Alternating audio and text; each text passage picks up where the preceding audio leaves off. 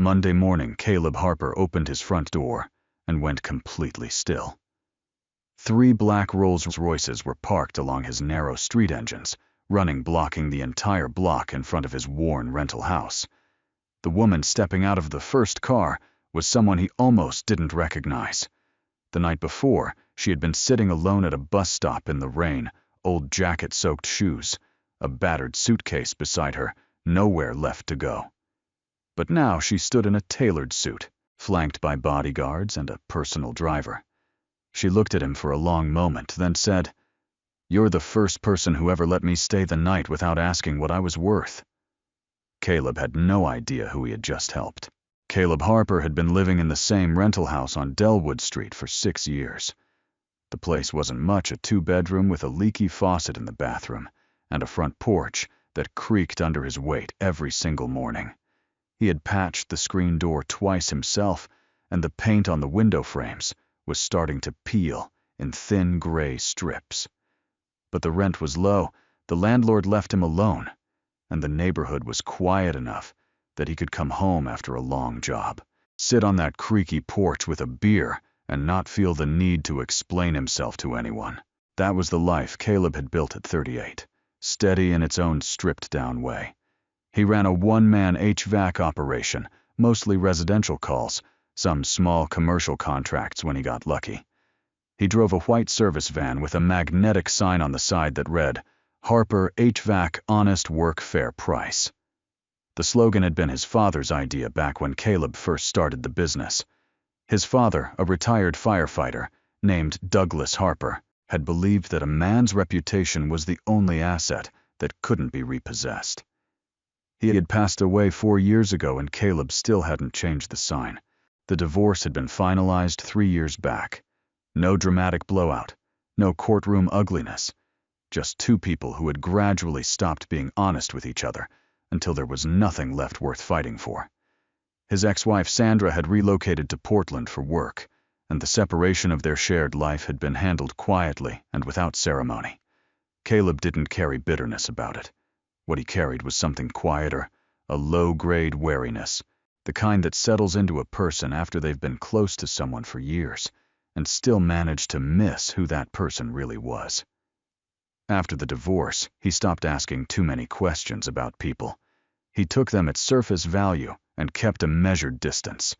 It was simpler that way, and simplicity had become something he valued more than he once expected.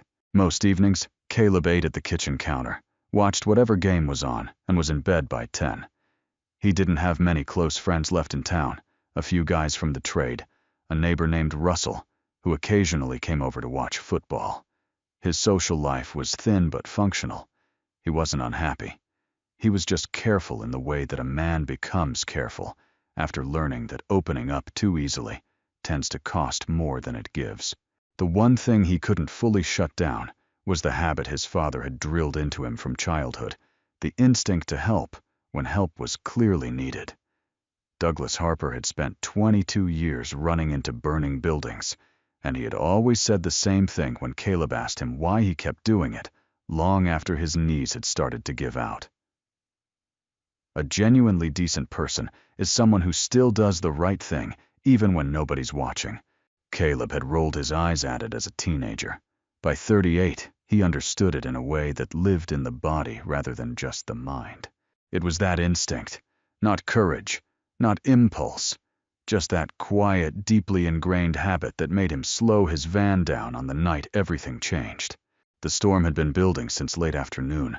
By 9 in the evening, the rain was coming down in sheets, and the wind had knocked out power to half the neighborhood around Oak Mill Road.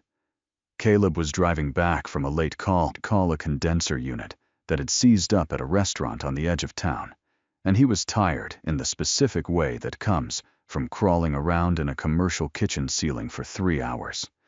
He was thinking about nothing in particular, just the road and the rain, and the fact that he was almost out of coffee at home when his headlights swept across the bus stop at the corner of Oak Mill and Sycamore.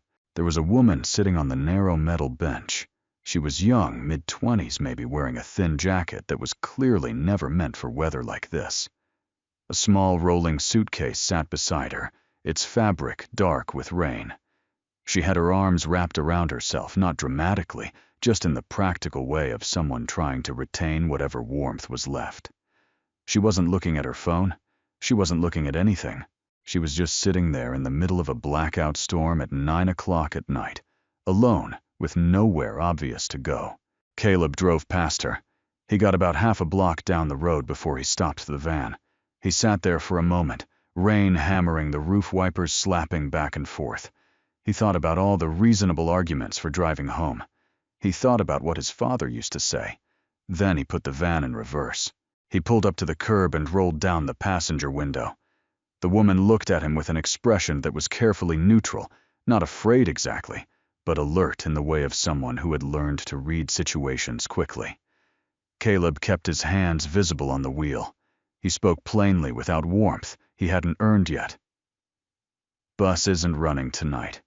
Power's out across 3 blocks at least. Is there somewhere I can drive you? The woman studied him for a moment before she answered. I'm fine. I just need to find a motel. Is there one nearby that might still be open? Her voice was steady and composed, in a way that didn't quite match the situation.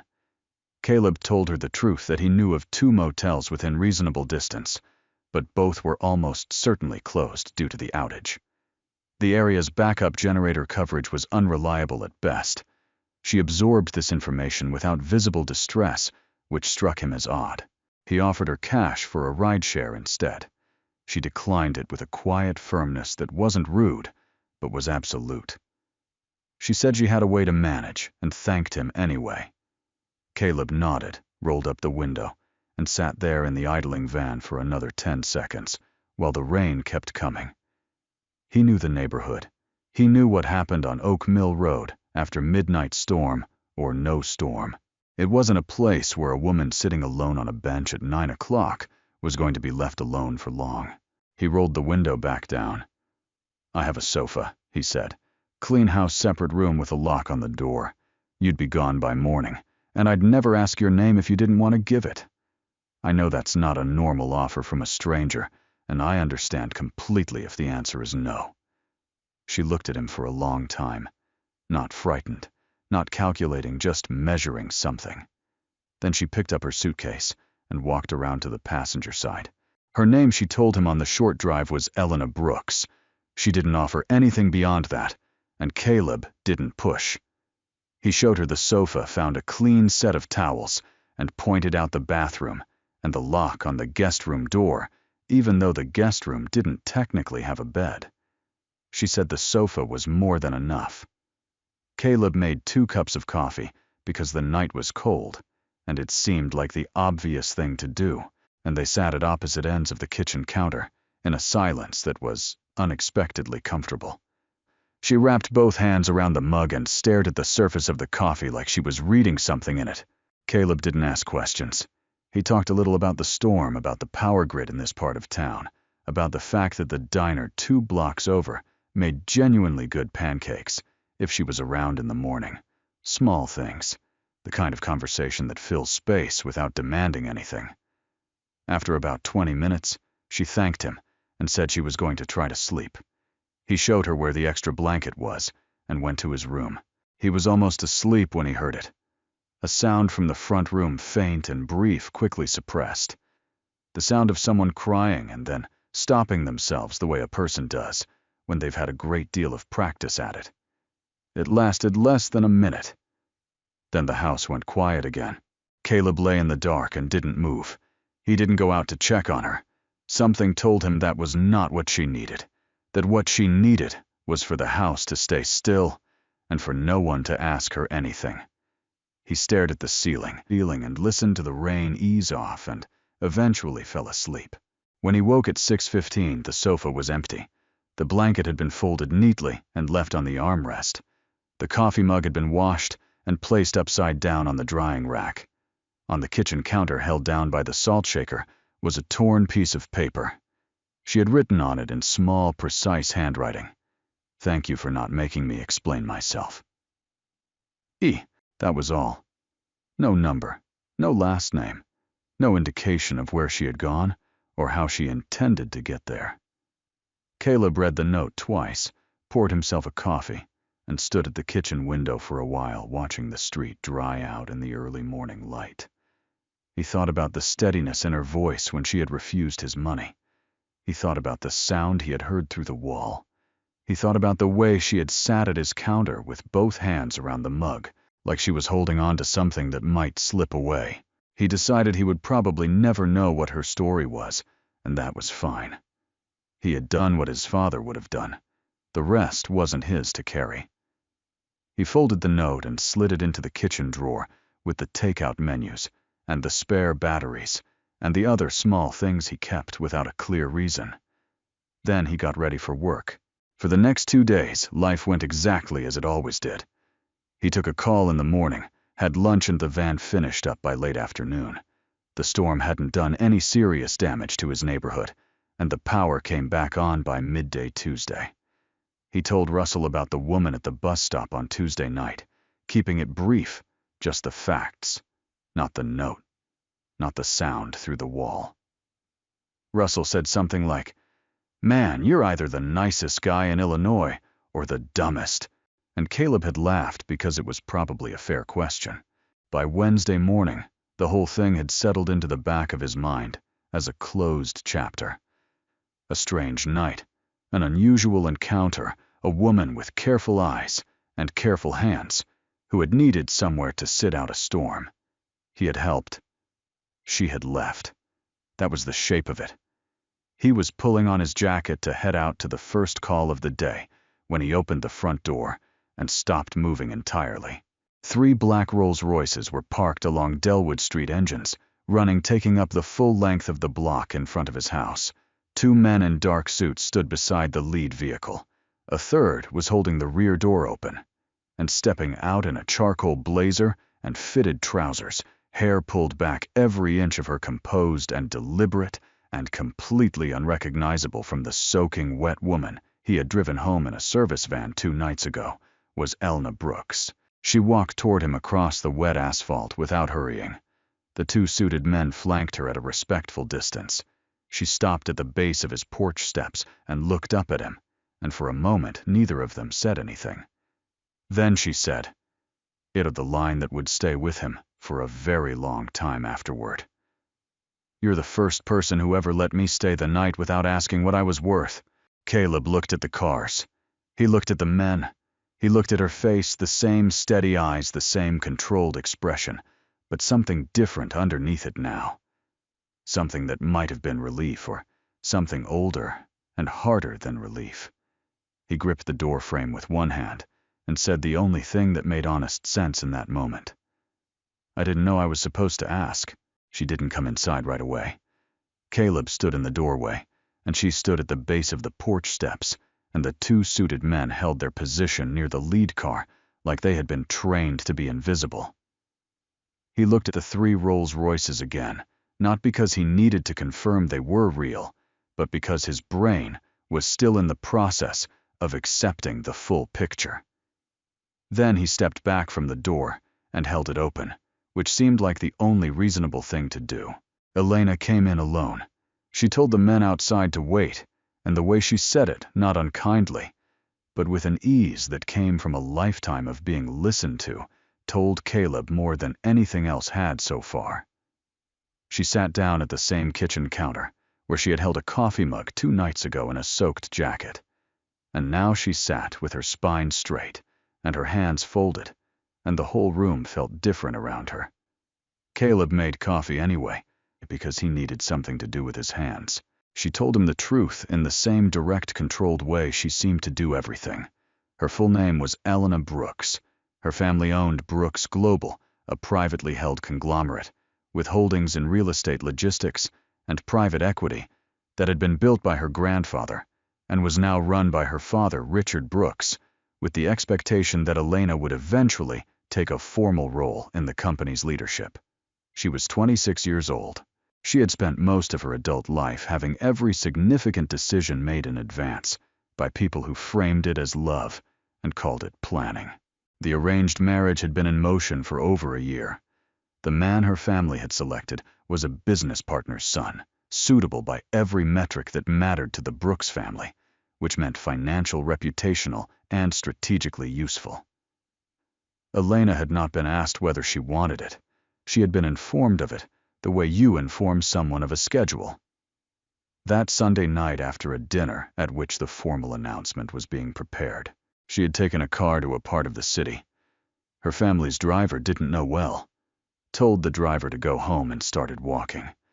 She had walked until the storm caught her and her phone died, and the bus stop on Oak Mill Road was the only fixed point left. Caleb listened without interrupting.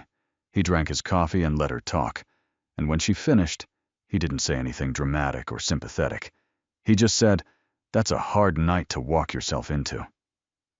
She looked at him for a moment, and then something shifted very slightly at the corner of her mouth, not quite a smile, but the precursor to one. She told him she had not intended to come back. She had returned to her family's residence that morning, handled the immediate fallout, and spent 2 days managing the situation through lawyers and intermediaries, while her family assumed she was simply processing the shock of her impulsive night and would come around.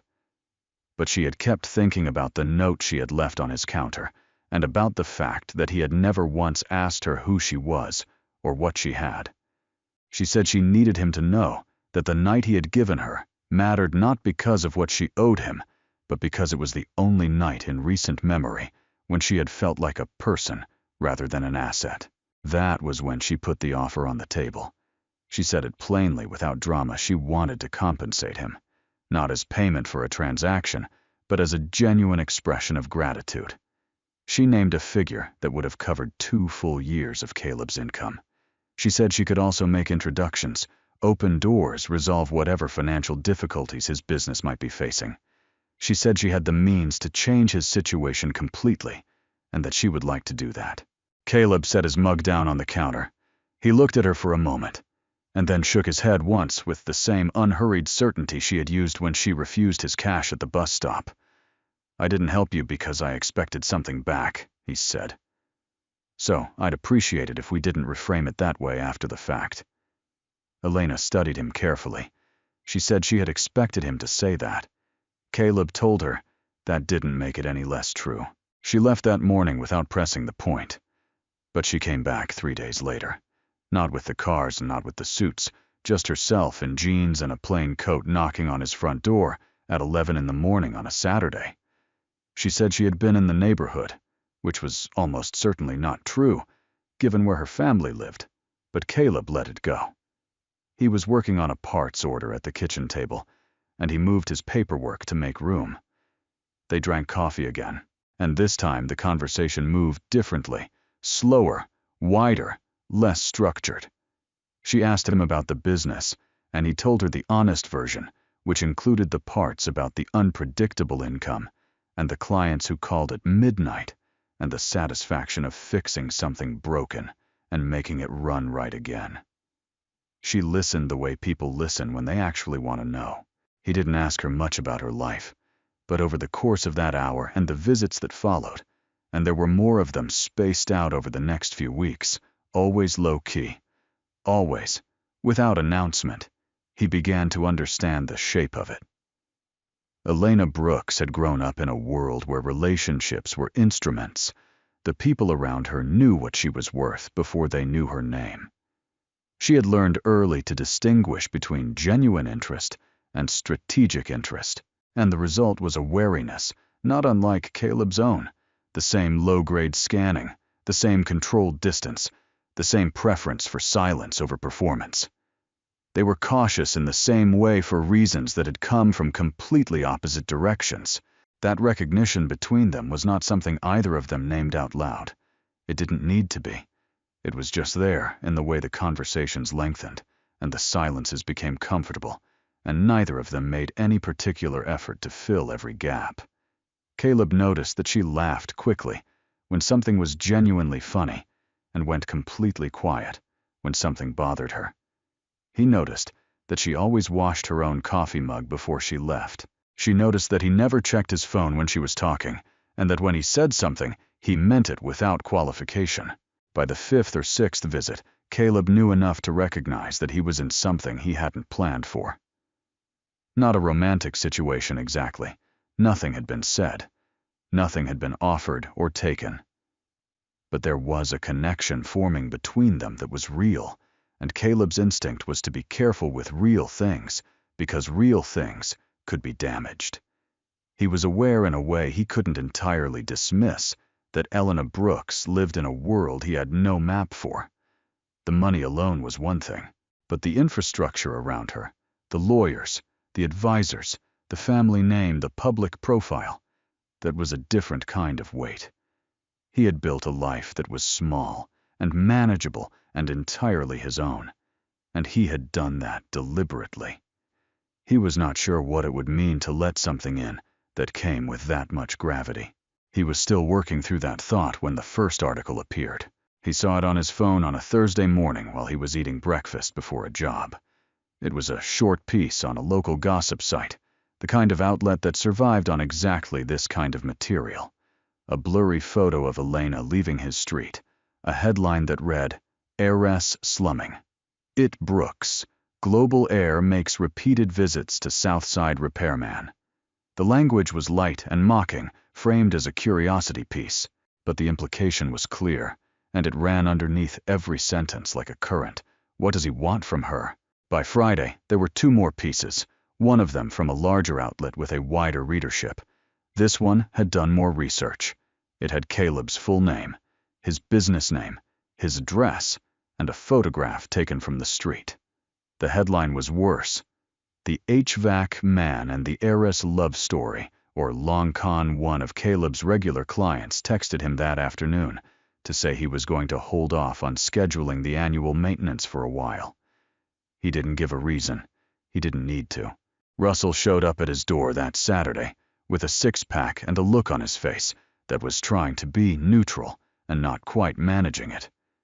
He sat at the kitchen table and opened a beer and said carefully that he had seen the articles and that he was not saying Caleb had done anything wrong, but that he was maybe in a situation that could get a lot more complicated before it got simpler. He said that people like the Brooks family had resources that people like Caleb did not, and that in his experience, whenever regular people got pulled into stories about wealthy people, the regular people came out worse. He said he was telling Caleb this because he was his friend, and not because he was judging him. Caleb listened to all of it and didn't argue. He knew Russell was saying it honestly, and he respected that. But after Russell left, he sat at the table for a long time, turning the question over in his mind. And what kept coming back to him was not the articles, or the lost client, or the exposure. What kept coming back was the question he couldn't quite answer. Was Elena coming back to his kitchen because she genuinely valued what they had found in these conversations, or because she was in a complicated period of her life, and his small, ordinary house had become a temporary refuge from it? Was he a person to her, or was he the feeling of freedom of being anonymous, of not being measured? He didn't ask her. He wasn't sure he was ready to hear the answer, and he wasn't sure she had fully worked it out herself. Instead, he kept going to work, kept answering his calls, kept his routines intact. But there was something different in his chest now, a low-level alertness, a sense of something being in motion that he couldn't fully see yet. The second article wave hit 10 days later, and this one was not gossip. It was a formal piece in a business publication, the kind that the Brooks family's communications team clearly had not been able to kill in time, and it laid out a narrative with careful language and deliberate framing that Caleb Harper had made contact with Elena Brooks during a vulnerable period, and had since cultivated a relationship that insiders described as concerning to her family. It stopped short of calling him a predator. It didn't need to. The framing did the work without the word. The same day the article ran, Caleb lost his largest commercial contract of the year, a property management company that handled 12 buildings in the area and had been sending him steady work for 3 years. The property manager called him personally and said they were going in a different direction. He was polite about it. Caleb thanked him for the years of work and hung up. He sat in the van in the parking lot outside the property management office for a while. He thought about what it had cost him to open his front door to a stranger 2 weeks ago. He thought about whether he would do it again if he had known where it would lead. The answer that came back was the same one it always was, the one his father had handed down to him without asking permission. Yes, but knowing the right answer did not make the afternoon easier to sit in. Elena texted him that evening. She said she had seen the article and she was sorry and she was working on it. Caleb replied that it was fine.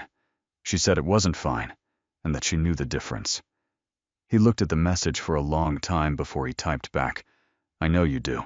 They did not see each other for the next 10 days. Then on a Tuesday morning, Elena's number appeared on his phone, and when he answered, her voice was flat, in a way he hadn't heard before, not calm, but emptied out. She said her family had issued an ultimatum. She was expected in New York by the end of the week to resume formal preparations for the engagement. She said her father had been direct if she continued to see Caleb. The family would pursue the narrative in the press aggressively and ensure that what had already been printed was the beginning and not the end of it. She said she was telling him, so he heard it from her and not from another article. Caleb stood in his kitchen and looked at the coffee mug she had left on the drying rack from her last visit, which he had not moved for reasons he hadn't examined too closely. He told her he understood. She said she was sorry. He told her she didn't need to be. There was a long stretch of quiet on the line, and then she said low and almost to herself, "I'll figure this out." Caleb said he believed her. After they hung up, he stood at the counter for a while longer, and then put the mug in the cabinet where it belonged. By Thursday, she was gone. No second call, no follow-up text. Just a brief message that said she had arrived in New York and needed some time. Caleb read it once and set his phone face down on the table. The house was exactly the same as it had always been. Same peeling paint on the window frames, same creak in the porch, same refrigerator hum in the kitchen. Everything was exactly where he had left it. And yet something had shifted in the specific, irreversible way that things shift when a person has let their guard down for the first time in years and then watched the reason for it walk out the door. It wasn't about the money he'd lost. It wasn't about the articles or the clients or the contract. It was simpler and worse than any of that. He had started to trust someone. And now the house was quiet in a way it hadn't been before she came into it. The first week after Elena left was the easiest because Caleb stayed busy. He took every call that came in, scheduled jobs back to back, and filled the hours with the specific kind of physical work that doesn't leave room for much else, crawling through attic spaces, replacing compressor units, running diagnostics on systems that hadn't been serviced in years. He came home tired enough to fall asleep quickly, and woke up early enough that the quiet hadn't fully settled in yet. It was a functional system, and he had used it before after the divorce, and it had worked well enough then. The second week was harder. The work slowed down the way it always did in the shoulder season, and the gaps between jobs gave him more time than he wanted with his own thoughts. He caught himself checking his phone more than he should, not because he expected anything but because the habit had formed without his permission. He hadn't heard from Elena since the brief message saying she'd arrived in New York. He told himself that was the expected outcome, and that he had gone into this with open eyes, and that there was nothing to feel cheated about. He told himself this several times over several days, which was itself evidence that it wasn't entirely working. What bothered him most when he was honest about it was not the silence. It was the question he had been turning over since Act 2, and still couldn't resolve the question of whether Elena had ever fully decided to fight for the life she said she wanted, or whether she had simply needed a temporary exit, and he had provided one. He did not want to think badly of her. He had seen enough of her to know she was not a person who used people casually. But wanting and being able to are different things, and the world she came from was very good at closing doors on people who tried to leave it. He was pulling out of a driveway on a Wednesday afternoon, 3 weeks after her last message, when his phone buzzed on the passenger seat. He glanced at it at the next red light. It was not from Elena. It was a news alert, a brief item from a financial outlet that covered corporate governance, the kind of publication Caleb had never once read before the last 2 months. The headline said, "Brooks Global Board Meeting. Delayed amid internal leadership dispute sources. Cite disagreement over succession timeline." Caleb read it twice. Then he drove home and looked it up properly on his laptop. The details were sparse and carefully worded in the way that financial journalism often was when sources were speaking off the record, but the picture that assembled itself was clear enough. Elena had not simply returned to New York to comply with her family's expectations. She was in the middle of something, a fight, a real one, about who controlled the company and what its future leadership looked like. The arranged engagement had not been announced publicly, and there was one line buried near the bottom of the article, attributed to an unnamed source close to the board, that read, "The daughter has made it clear she intends to take an active role in the company's direction on her own terms. The family is not in agreement about what that means." Caleb sat with that for a long time. He thought about the woman who had sat at his kitchen counter and held a coffee mug with both hands and looked like someone trying to remember what solid ground felt like. He thought about the way she had said on the phone before she left, "I'll figure this out," not as a reassurance to him, but as something she was saying to herself. He had believed her when she said it. He still believed her now. But belief and action are also different things. And what Caleb understood sitting at his kitchen table in a house that still felt slightly altered by the weeks she had moved through, it was that Elena was fighting a battle on terrain he couldn't see, against people who had decades of practice at exactly this kind of pressure, and she was doing it alone. He closed the laptop. He looked at the window. He thought about his father who had run into burning buildings, not because he was certain he would succeed, but because the alternative was standing outside, watching something be destroyed that didn't have to be. Douglas Harper had not been a dramatic man. He had never framed his choices in terms of heroism or sacrifice. He had just been someone who, when the moment arrived, already knew which direction he was going to move. Caleb opened his laptop again and typed out a message to Elna. He kept it short. He said he had seen the news and that he wasn't reaching out to add pressure to an already complicated situation. He said that if there was anything he could do in whatever form that meant she should tell him, he said he would show up if she needed him to. Then he sent it before he could think his way out of it. The reply came the next morning. It was longer than he expected, not emotional, not sentimental, but detailed and direct in the way she did things. She told him the full picture of what had been happening since she returned. She had spent the first week meeting with the company's independent board members one by one, building a case for her own position in the leadership structure that was separate from her father's preferred succession plan. She had a shareholder meeting scheduled in 10 days, a formal session that the board had agreed to convene after she formally requested it through the company's governance structure. Her father had not been able to block it, though his attorneys had tried. She said she was going to stand up in that room and tell the truth about what she wanted and what the company needed, and why her family's plan for her life and the company's future were two different conversations that had been collapsed into one for too long. She said she wasn't asking Caleb to fix anything, but she wanted him in the room if he was willing to be there. He read the message standing in his kitchen at 6:40 in the morning with his first cup of coffee. He typed back 2 words, "Tell me where." The shareholder meeting was held in a glass and steel building in Midtown Manhattan on a Thursday morning. Caleb drove the service van to the train station, took the overnight Amtrak, arrived at Penn Station at 7 in the morning, and found the address Elena had sent him.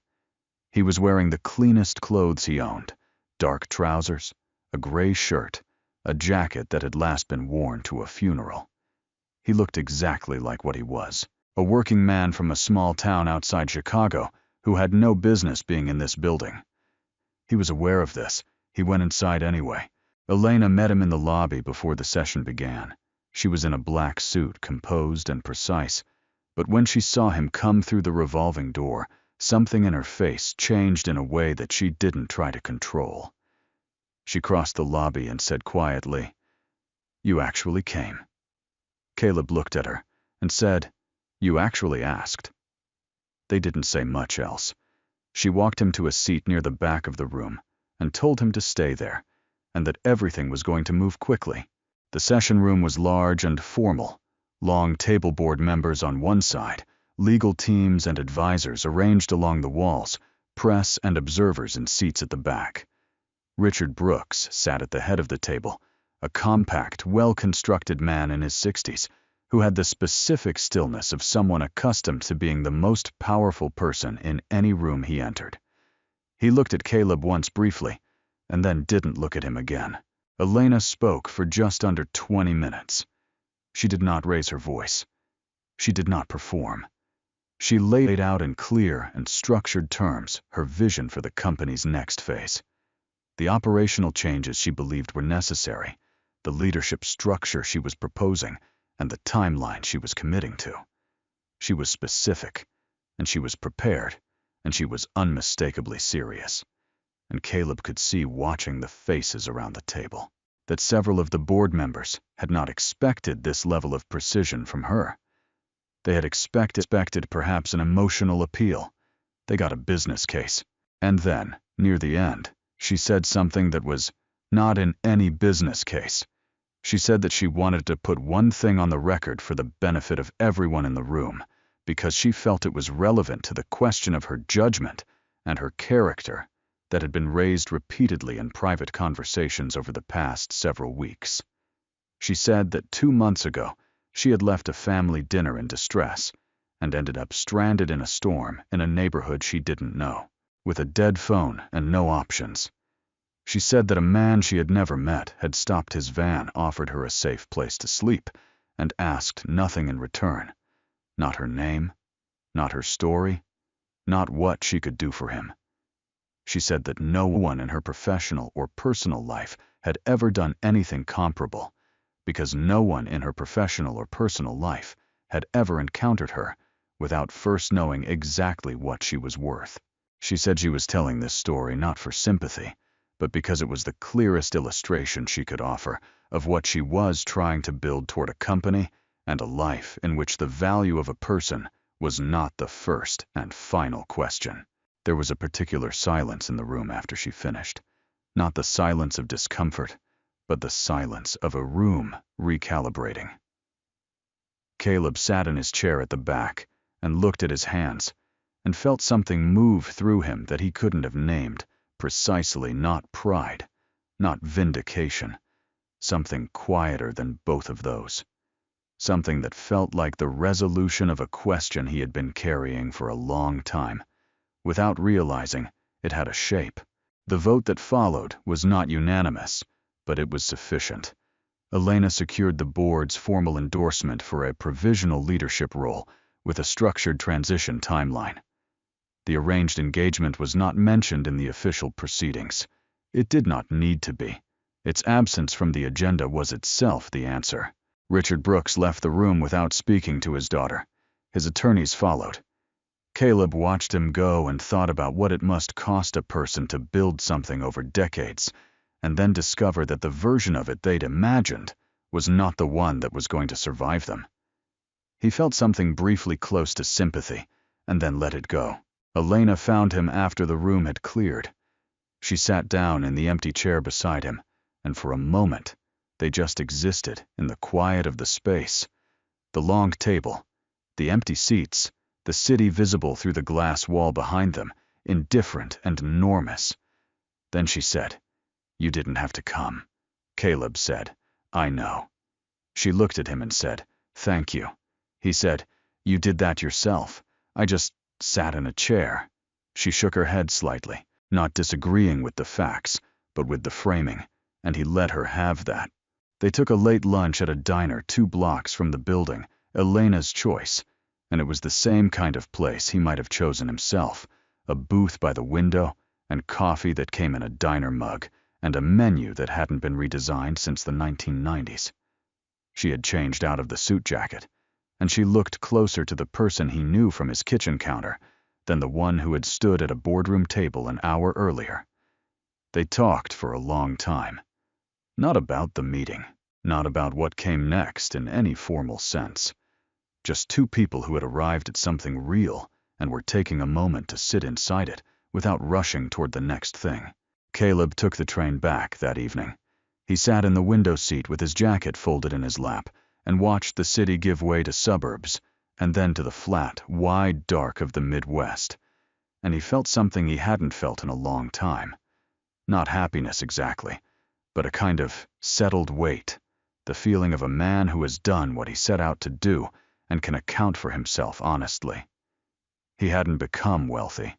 His business was still the same one-man operation it had always been, with the same slow months and the same unreliable contracts. The articles were still out there indexed and searchable. Nothing about his external life had been corrected or rewarded in any measurable way. But something had been restored that he hadn't known was missing until the night he had slowed down on Oak Mill Road in a rainstorm and chosen not to keep driving. He got back to Delwood Street after midnight. The house was dark, and the porch creaked under his weight, exactly as it always did. He unlocked the door, went to the kitchen, drank a glass of water standing at the counter. The mug he had put in the cabinet was still there. He looked at it for a moment, and then turned off the light and went to bed. Several months passed. The story settled.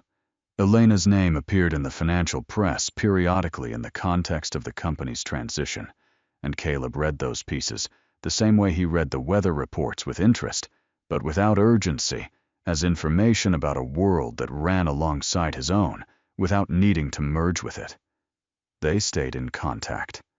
Not every day, not with any particular structure, but genuinely, in the way of two people who had earned a real regard for each other and were not in a hurry to define what that meant.